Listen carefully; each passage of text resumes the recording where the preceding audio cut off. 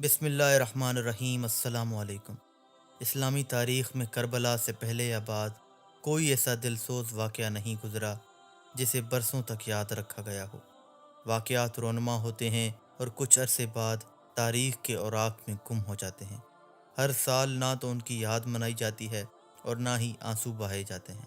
یہ امتیاز صرف واقعہ کربلا کو حاصل ہے کہ دنیا بھر میں نواسۂ رسول صلی اللہ علیہ وسلم کی اس عظیم قربانی کی یاد منائی جاتی ہے۔ واقعہ کربلا حق و باطل کے درمیان امتیاز کی علامت بن گیا ہے۔ ظلم اور بربریت کے خلاف اس کی مثال رہتی دنیا تک دی جاتی رہے گی۔ واقعہ کربلا ہمیں ظلم کے خلاف ڈٹ جانے کا درس دیتا ہے۔ واقعہ کربلا حق و باطل کے درمیان ایک عظیم معرکہ تھا۔ نواسۂ رسول صلی اللہ علیہ وسلم امام علی مقام حضرت امام حسین رضی اللہ عنہ نے دین اسلام کی سر بلندی کے لیے لازوال اور بے مثال قربانی پیش کی، جو رہتی دنیا تک یاد رکھی جائے گی۔ کربلا کی دوپہر کے بعد کی رکت انگیز داستان سننے سے پہلے ایک لرزہ خیز اور دردناک منظر نگاہوں کے سامنے لائیے۔ صبح سے دوپہر تک خاندان نبوت کے تمام چشم و چراغ ایک ایک کر کے شہید ہو گئے۔ سب نے دم رخصت دل کی زخمی سطح پر ایک نئے داغ کا اضافہ کیا۔ ہر تڑپتی ہوئی لاش کی آخری ہچکیوں پر امام علی مقام میدان میں پہنچے، گود میں اٹھایا، خیمے تک لائے، زانوں پر سر رکھا اور جان نثار نے دم توڑ دیا۔ نظر کے سامنے جن لاشوں کا انبار ہے، ان میں جگر کے ٹکڑے بھی ہیں اور آنکھ کے تارے بھی، بھائی اور بہن کے لاڈلے بھی ہیں اور باپ کی نشانیاں بھی۔ ان بے غور و کفن جنازوں پر کون ماتم کرے، کون آنسو بہائے اور کون جلتی آنکھوں پر تسکین کا مرہم رکھے۔ تنہا ایک حسین اور دونوں جہاں کی امیدوں کا ہجوم ایک عجیب درد انگیز بے بسی کا عالم ہے۔ دوسری طرف حرم نبوت کی خواتین ہیں، رسول اللہ صلی اللہ علیہ وسلم کی بیٹیاں ہیں اور سوگوار مائیں ہیں۔ ان میں وہ بھی ہیں جن کی گودیں خالی ہو چکی ہیں، جن کے سینے سے اولاد کی جدائی کا زخم برس رہا ہے، جن کی گود سے شیر خوار بچہ بھی چھین لیا گیا ہے، اور جن کے بھائیوں، بھتیجوں اور بھانجوں کی بے غور و کفن لاشیں سامنے پڑی ہوئی ہیں۔ روتے روتے آنکھوں کا چشمہ سوکھ گیا ہے۔ جان میں اب تڑپنے کی سکت بھی باقی نہیں رہی۔ عورت ذات کے دل کا آبگینہ تو یوں ہی نازک ہوتا ہے، جو ذرا سی ٹھیس کو برداشت نہیں کر سکتا، اس پر آج پہاڑ ٹوٹ پڑے ہیں۔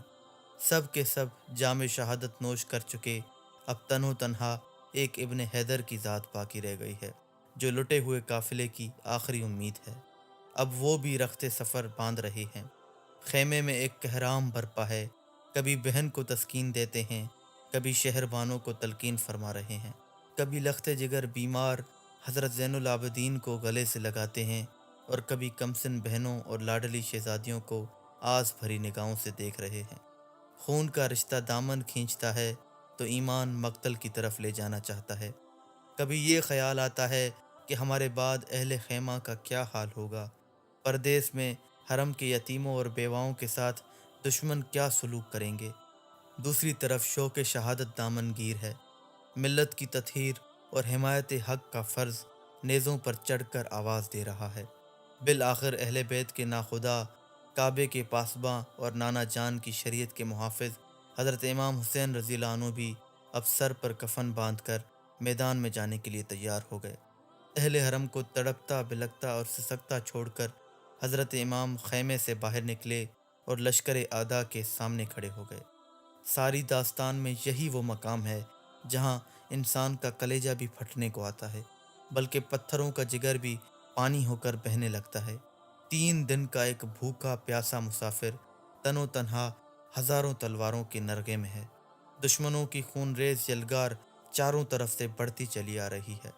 دروازے پر اہل بیت کی مستورات اشکبار آنکھوں سے یہ منظر دیکھ رہی ہیں۔ منٹ منٹ پر درد و غم کی انتہائی ساگر میں دل ڈوبتا جا رہا ہے۔ کبھی منہ سے چیخ نکلتی ہے، کبھی آنکھیں جھپک جاتی ہیں۔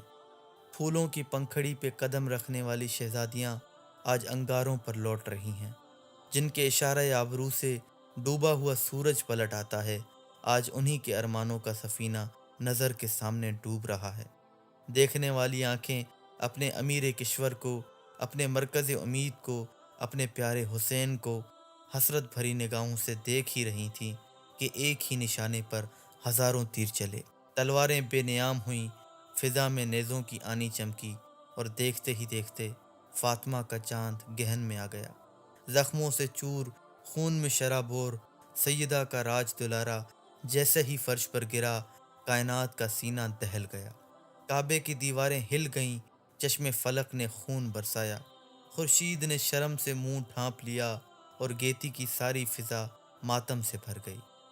ادھر جب شہید اعظم کی مقدس روح عالم بالا میں پہنچی تو ہر طرف ابن حیدر کی امامت و یکتائی کا گلگلہ بلند ہو رہا تھا۔ ادھر خیمے میں ہر طرف آگ لگی ہوئی تھی، صبر شکیب کا خرمن جل رہا تھا، یتیموں، بیواؤں اور سوگواروں کی آہ و فگاں سے دھرتی کا کلیجہ پھٹ رہا تھا۔ امیدوں کی دنیا لٹ چکی تھی، بیچ سمندر میں کشتی کا ناخدا بھی چل بسا۔ اب بنو ہاشم کے یتیم کہاں جائیں، کس کا منہ دیکھیں؟ کاشانہ نبوت کی وہ شہزادیاں جن کی فتح سرا میں روح الامین بھی بغیر اجازت کے داخل نہ ہوں، نسیم صبا بھی جن کے آنچلوں کے قریب پہنچ کر ادب کے سانچے میں ڈھل جاتی ہو، آج کربلا کے میدان میں کون ان کا محرم ہے جس سے اپنے دکھ درد کی بات کہیں؟ ذرا اپنے دل پر ہاتھ رکھ کر سوچئے کہ ہمارے ہاں ایک میت ہو جاتی ہے تو گھر والوں کا کیا حال ہوتا ہے۔ غم گساروں کی بھیڑ اور چارہ گروں کی تلقین صبر کے باوجود آنسو نہیں تھمتے، اضطراب کی آگ نہیں بجھتی، اور نالہ و فریاد کا شور کم نہیں ہوتا۔ پھر کربلا کے میدان میں حرم کی ان سوگوار عورتوں پر کیا گزری ہوگی جن کے سامنے بیٹوں، شوہروں اور عزیزوں کی لاشوں کا انبار لگا ہوا تھا، جو غم گساروں اور شریک حال ہمدردوں کے جھرمٹ میں نہیں، خون خوار دشمنوں اور صفاق درندوں کے نرغے میں تھیں۔ امام علی مقام کا سر مبارک قلم کر دیا گیا، جس میں اطہر پر نیزے کے 32 زخم اور تلوار کے 34 گھاؤ تھے۔ ابن سعد کے حکم پر یزیدی فوج کے 10 نابکاروں نے سیدہ کے لخت جگر کی ناش کو گھوڑوں کی ٹاپوں سے روند ڈالا۔ حضرت زینب اور شہر بانو خیمے سے یہ لرزہ خیز منظر دیکھ کر بلبلا اٹھیں اور چیخ مار کر زمین پر گر پڑیں۔ اس کے بعد شمر اور ابن سعد دندناتے ہوئے خیمے کی طرف بڑھے۔ حضرت زینب بنت علی رضی اللہ تعالیٰ عنہ نے غیرت و اضطراب کی آگ میں سلگتے ہوئے کہا، شمر، تیری آنکھیں پھوٹ جائیں، تو رسول اللہ صلی اللہ علیہ وسلم کی بیٹیوں کو بے پردہ کرنا چاہتا ہے؟ ہمارے چہروں کے محافظ شہید ہو گئے، مانا کہ ہماری بے بسی نے تجھے دلیر بنا دیا ہے، لیکن کیا کلمہ پڑھانے کا احسان بھی تو بھول چکا ہے؟ سنگ دل، ظالم، ناموس مصطفیٰ کی بے حرمتی کر کے قہر خداوندی کو حرکت میں نہ لا۔ تجھے اتنا لحاظ بھی نہیں ہے کہ ہم اسی رسول کی نواسیاں ہیں جس نے حاتم تائی کی قیدی لڑکی کو اپنی چادر اڑائی تھی۔ حضرت زینب کی غرجتی ہوئی آواز سن کر حضرت زین العابدین رضی اللہ تعالیٰ عنہ لڑکھڑاتے ہوئے اپنے بستر سے اٹھ کھڑے ہوئے اور شمر پر تلوار اٹھانا چاہتے تھے کہ ضعف و نقابت سے زمین پر گر پڑے۔ شمر نے یہ معلوم کرنے کے بعد کہ یہ امام حسین رضی اللہ عنہ کی آخری نشانی ہے، اپنے سپاہیوں کو حکم دیا کہ انہیں بھی قتل کر ڈالو تاکہ حسین رضی اللہ عنہ کا نام و نشان دنیا سے بالکل مٹ جائے۔ لیکن ابن سعد نے اس رائے سے اتفاق نہ کیا اور یہ معاملہ یزید کے حکم پر منحصر رکھا۔ شام ہو چکی تھی، یزیدی فوج کے سردار جشن فتح میں مشغول ہو گئے۔ ادھر خیمے والوں کی یہ شام غریباں قیامت سے کم نہیں تھی۔ حرم کے پاسبانوں کے گھر میں چراغ بھی نہیں جل سکا تھا، ساری فضا سوگ میں ڈوب گئی تھی۔ مقتل میں امام علی مقام کا جسم اطہر بے غور و کفن رکھا تھا۔ خیمے کے قریب گلشن زہرا کے پامال پھولوں پر دردناک حسرت برس رہی تھی۔ رات کی بھیانک اور وحشت خیز تاریکی میں اہل خیمہ چونک پڑتے تھے۔ زندگی کی یہ پہلی سوگوار اور اداس رات حضرت زینب اور شہر بانوں سے کاٹے نہیں کٹ رہی تھی۔ رات بھر خیمے سے سسکیوں کی آواز آتی رہی اور آہوں کا دھواں اٹھتا رہا۔ آج پہلی رات تھی کہ خدا کا گھر بسانے کے لیے اہل حرم نے سب کچھ لٹا دیا تھا۔ پردیس، چٹیل میدان، مقتل کی زمین، خاک و خون میں لپٹے ہوئے چہرے، میت کا گھر، بیمار کی کراہنے کی آواز، بھوک و پیاس کی ناتوانی، خون خوار درندوں کا نرغہ، مستقبل کا اندیشہ، ہجر و فراق کی آگ۔ اللہ اکبر! کلیجہ شک کر دینے والے سارے اسباب مقتل کی پہلی رات میں جمع ہو گئے۔